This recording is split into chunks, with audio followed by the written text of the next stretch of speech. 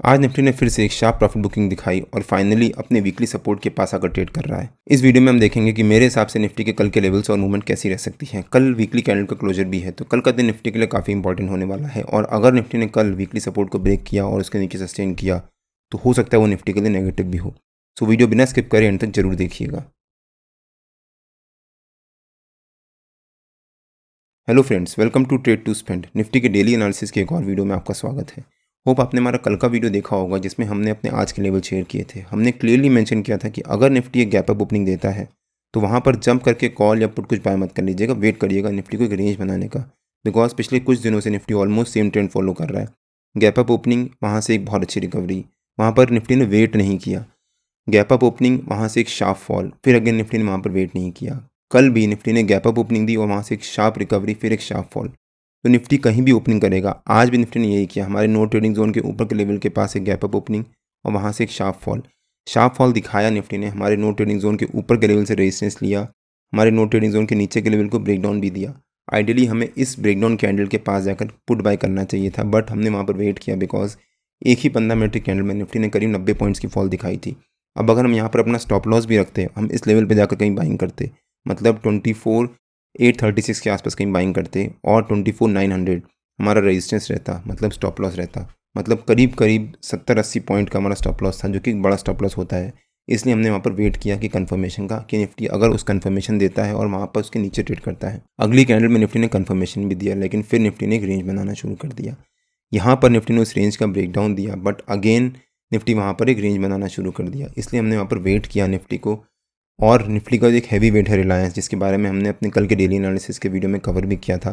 रिलायंस आज strength show कर रहा था और अपनी पोजीशन को होल्ड किए हुए था, और हमने अपने कल के डेली एनालिसिस के वीडियो में क्लियरली मेंशन किया था कि हो सकता है निफ्टी को रिलायंस ही संभाले। अगर आज रिलायंस नेगेटिव रहता तो हो सकता है निफ्टी में एक और फॉल आता। अगर आपने हमारा कल का डेली एनालिसिस का वो वीडियो नहीं देखा है तो उसका लिंक मैंने डिस्क्रिप्शन में डाल दिया है और आपको ऊपर यहाँ पर आई बटन में मिल जाएगा। एक बार आप वो वीडियो जाकर जरूर देखिएगा। निफ्टी ने आज करीब 200-250 पॉइंट की शार्प प्रॉफिट बुकिंग दिखाई है, बट जो प्रॉफिट बुकिंग दिखाई है वो शुरू के 3-4 कैंडल में ही निफ्टी ने प्रॉफिट बुकिंग दिखा दी। उसके बाद निफ्टी धीरे धीरे एक साइडवेज मूव में ट्रेड करता रहा और नीचे की तरफ मूव करता रहा। हमने आज निफ्टी में ऐसे कोई बाइंग नहीं करी बिकॉज यहाँ पर हमें कोई मौका नहीं मिला। यहाँ पर निफ्टी ने मौका दिया था एक बाइंग करने का, और मैंने अपने फ्री टेलीग्राम चैनल में अपडेट भी किया था कि मैं क्या बाई कर रहा हूँ, बट वहाँ पर एज सच कुछ भी प्रॉफिट नहीं हुआ बिकॉज निफ्टी ने उसके बाद कोई शार्प मूवमेंट दिखाई ही नहीं। वहाँ पर निफ्टी ने होल्ड किया और उसी एक रेंज बनाता रहा, प्लस 24,700 जो निफ्टी का हमारा कल का टारगेट, आज का टारगेट था, वहाँ पर निफ्टी ने उसको रिस्पेक्ट किया। और हमने अपने कल के डेली एनालिसिस के वीडियो में क्लियरली मेंशन किया था कि अगर निफ्टी 24,900 को ब्रेक करके उसके नीचे सस्टेन करता है तो हो सकता है निफ्टी में एक शार्प फॉल आए और 24,700 निफ्टी का एक इंपॉर्टेंट सपोर्ट रह सकता है या फिर फर्स्ट हॉल्ट रह सकता है। आज निफ्टी काफ़ी वीकली ट्रेड कर रहा था और ऑलमोस्ट सेम चीज़ बैंक निफ्टी में भी हुई। अगर हम बैंक निफ्टी का चार्ट देखें एक बार, बैंक निफ्टी ने भी हमारे नो ट्रेडिंग जोन के बीच में एक ऑलमोस्ट फ्लैट ओपनिंग दी। उसके बाद फिर बैंक निफ्टी ने भी शार्प फॉल दिखाया, हमारे नो ट्रेडिंग जोन के नीचे के लेवल को ब्रेकडाउन दिया। बट अगेन जो बैंक निफ्टी की ब्रेकडाउन कैंडल थी वो 15 मिनट के अंदर अंदर बैंक निफ्टी ने करीब 260 पॉइंट की फॉल दिखाई। अब हम वहाँ पर भी जाकर कुछ जंप करके पुट बाई नहीं कर सकते थे बिकॉज हमें वहाँ पर वेट करना था एक कन्फर्मेशन का। यहाँ पर बैंक निफ्टी ने कन्फर्मेशन दिया। अगर हम यहाँ पर जंप करके पुट बाई करते, एक तो हमारा स्टॉप लॉस काफ़ी बड़ा होता, प्लस अगर बैंक निफ्टी यहाँ से रिवर्सल ले लेता तो हमारे को वहाँ पर टेंशन बढ़ जाती। उसके बाद बैंक निफ्टी ने यहाँ पर कन्फर्मेशन भी दिया, लेकिन अगेन बैंक निफ्टी ने फिर से एक रेंज बनाना शुरू कर दिया और फिर बैंक निफ्टी दिन भर उसी रेंज के बीच में धीरे धीरे फॉल दिखाता रहा और एक छोटी सी रेंज के बीच में ट्रेड करता रहा। अब बीच में जाकर हम कॉल या पुट कुछ बाय करते तो वहाँ पर हमारे को लॉस ही होता। निफ्टी ने भी हमारे नो ट्रेडिंग जोन के ऊपर के लेवल से रेजिस्टेंस लिया, एक शार्प फॉल दिखाया और नो ट्रेडिंग जोन के नीचे के लेवल को ब्रेकडाउन दिया। और बैंक निफ्टी ने भी हमारे नो ट्रेडिंग जोन के नीचे के लेवल को ब्रेकडाउन दिया, फिर एक शार्प फॉल दिखाया। और मैंने अपने कल के डेली एनालिसिस के वीडियो में कवर भी किया था कि अगर बैंक निफ्टी अपने सपोर्ट को ब्रेक करके 51,700 को ब्रेक करके उसके नीचे सस्टेन करता है तो हो सकता है बैंक निफ्टी 51,200 तक एक शार्प फॉल दिखाए, और बैंक निफ्टी ने अराउंड 51,200 के आसपास ही जाकर क्लोजिंग दी है। निफ्टी और बैंक निफ्टी के नो ट्रेडिंग जोन्स में डेली बेसिस पे अपने यूट्यूब चैनल में शेयर करता हूं। अगर आपने मेरा यूट्यूब चैनल सब्सक्राइब नहीं किया है तो प्लीज़ सब्सक्राइब कर लीजिएगा और बेल आइकन जरूर हिट कर लीजिएगा सो दैट जब भी मैं अपना अगला वीडियो पोस्ट करूं आपको नोटिफिकेशन आ जाए। निफ्टी डेली बेसिस पे एक रेंज बना रहा है और हमने अपने पिछले वीडियो में इसके बारे में कवर भी किया था। अगर हम निफ्टी का डेली चार्ट देखें एक बार, ये निफ्टी का डेली चार्ट है और हमने अपने पिछले वीकली एनालिसिस के वीडियो में क्लियरली मेंशन किया था कि निफ्टी डेली बेसिस पे एक रेंज बना रहा है और अगर निफ्टी इस रेंज का ब्रेकआउट या ब्रेकडाउन देगा उस डायरेक्शन में निफ्टी मूवमेंट आएगी। लेकिन पिछले 8-10 दिन से निफ्टी इसी रेंज के बीच में ट्रेड कर रहा है, ना ब्रेकआउट दे पा रहा है ना ब्रेकडाउन दे पा रहा है। निफ्टी ने यहाँ पर हम ब्रेकआउट देने की कोशिश करी, बट वहाँ पर सस्टेन नहीं कर पाया, वहाँ से एक शार्प फॉल दिखाया और अब निफ्टी फाइनली उस सपोर्ट के या फिर उस रेंज के लोअर लेवल के पास आ गया है। और हमने अपने पिछले वीकली एनालिसिस के वीडियो में क्लियरली एक्सप्लेन किया था कि ये निफ्टी का सपोर्ट क्यों है और ये निफ्टी रेंज बनाएगा और उस रेंज का ब्रेकआउट या ब्रेकडाउन देगा तो उस डायरेक्शन में निफ्टी में शार्प मूवमेंट क्यों आ सकती है। अगर आपने हमारा पिछला वीकली एनालिसिस का वो वीडियो नहीं देखा है तो उसका भी लिंक मैंने डिस्क्रिप्शन में डाल दिया है और आपको ऊपर यहाँ पर आई बटन में मिल जाएगा, एक बार आप वो वीडियो जाकर जरूर देखिएगा। अगर निफ्टी इस रेंज को ब्रेक करके उसके नीचे सस्टेन करता है तो अगला हफ्ता निफ्टी के लिए नेगेटिव भी हो सकता है। इसके बारे में मैं अपने अगले वीकली एनालिसिस के वीडियो में कवर करूंगा, जिसको मैं सैटरडे या संडे को अपलोड कर दूंगा। तो कल का दिन निफ्टी के लिए काफ़ी इंपॉर्टेंट होने वाला है। अब अगर निफ्टी के 15 मिनट के चार्ट पे आ जाते हैं और देखते हैं कि निफ्टी के कल के लेवल्स और मूवमेंट कैसी रह सकती है। निफ्टी ने आज हमारे नो ट्रेडिंग जोन के नीचे के लेवल को ब्रेक डाउन दिया और उसके बाद एक शार्प प्रॉफिट बुकिंग दिखाई और फाइनली अपने वीकली सपोर्ट 24700 उसके पास आकर निफ्टी कहीं ट्रेड कर रहा है। तो निफ्टी का हमारा कल का सपोर्ट रह सकता है 24700। 24700 निफ्टी का एक इंपॉर्टेंट लेवल है और हमने अपने कल के डेली एनालिसिस के वीडियो में इसके बारे में कवर भी किया था। यहाँ भी निफ्टी ने 21700 आज मतलब सपोर्ट लिया और पहले भी यहाँ पर निफ्टी ने 24700 के पास सपोर्ट लिया है और एक शार्प रिकवरी दिखाई थी।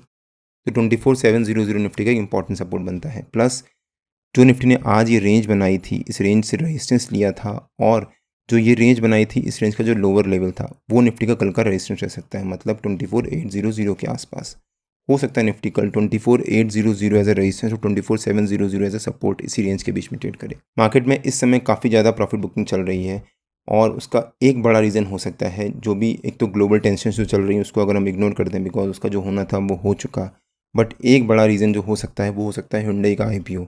पहले भी जितने भी बड़े बड़े IPOs आए हैं, अगर आप LIC के IPO का आसपास का टाइम देखो उस समय भी निफ्टी में एक प्रॉफिट बुकिंग आई थी और शार्प प्रॉफिट बुकिंग आई थी। LIC का भी IPO करीब 20,000 करोड़ से ज़्यादा का था और अभी हुंडई का जो IPO आया है वो भी 26,000 करोड़ को ज़्यादा का है। अब ज़्यादातर रिटेल इन्वेस्टर्स जो हुंडई के IPO में या फिर LIC के IPO में लगाए होंगे वो पैसा कहाँ से लगाएंगे, उनके पास लिमिटेड पैसा है तो अपने स्टॉक्स बेचेंगे। प्लस जितने भी बड़े बड़े इन्वेस्टर्स हैं वो भी अपने पैसा निकाल कर हुंडई के IPO में अगर लगा रहे होंगे तो वहाँ पर वो भी पैसा मार्केट से निकालेंगे, वो अपना पैसा अपने घर में होल्ड करके नहीं रखते। अगर आप देखो तो कल तक हुंडई का IPO 50% ही सब्सक्राइब था, बट आज हुंडई का IPO 2.5 टाइम्स ज़्यादा सब्सक्राइब हो चुका है। अब हुंडई का IPO का डेट्स ओवर हो चुकी हैं। अब जितने भी लोग UPI मैंडेट नहीं दे पाए होंगे या फिर अप्लाई नहीं कर पाए होंगे उनका पैसा बचेगा तो अपना बचा वो पैसा लगाएंगे मार्केट में। तो हो सकता है निफ्टी में कल से, और अगर मंडे को जब हुंडई का IPO का एलोकेशन होगा, जितने लोगों को एलोकेट नहीं होगा उनका पैसा वापस आ जाएगा मंडे तक या ट्यूसडे तक मैक्सिमम, तो वहाँ पर वो मंडे या ट्यूसडे से अपना पैसा वापस मार्केट में लगाना शुरू करेंगे बिकॉज वो पैसा होल्ड करके अपने पास नहीं रखेंगे। अब जो पैसा मार्केट में लगाएंगे तो वो पैसा मार्केट में वापस आएगा। तो हो सकता है अब निफ्टी में कल या फिर मंडे ट्यूसडे से वापस रिकवरी आना शुरू हो। लेकिन कल का दिन निफ्टी के लिए काफ़ी इंपॉर्टेंट होने वाला है। अगर निफ्टी ने मान लीजिए इसी रेंज के बीच में एक फ्लैट ओपनिंग दी, एक फ्लैट ओपनिंग देने के बाद अगर निफ्टी एक रेंज बनाता है 10 सवा 10 बजे तक, उसके बाद जब निफ्टी ब्रेकआउट या ब्रेकडाउन देगा तब निफ्टी में उस डायरेक्शन में एक शार्प मूवमेंट आएगी। अगर निफ्टी ने ब्रेकआउट दिया तो निफ्टी में ऊपर की तरफ एक शार्प मूवमेंट आ सकती है और ब्रेकडाउन दिया तो निफ्टी में एक स्ट्रॉन्ग प्रॉफिट बुकिंग एक और आ सकती है और हो सकता है फिर निफ्टी आगे जाकर नेगेटिव टेरिटरी में चला जाए। लेकिन अगर निफ्टी ने मान लीजिए गैप डाउन ओपनिंग दी या फिर गैप अप ओपनिंग दी तो वहाँ पर जंप करके कॉल या पुट कुछ बाय मत कर लीजिएगा, वेट करिएगा बिकॉज अगर निफ्टी गैप अप या गैप डाउन ओपनिंग देगा तो उसको वहाँ पर सस्टेन करने दीजिएगा। पिछले कुछ दिनों से निफ्टी जहाँ भी ओपन कर रहा है वहाँ पर सस्टेन नहीं कर पा रहा, उसके उसी डायरेक्शन में या तो ऊपर की तरफ मूवमेंट ले रहा है या फिर उसके ऑपोजिट डायरेक्शन में नीचे की तरफ मूवमेंट ले रहा है। जैसे आज निफ्टी ने एक ह्यूज गैप अप ओपनिंग दी, वहाँ से एक शार्प फॉल दिखाया।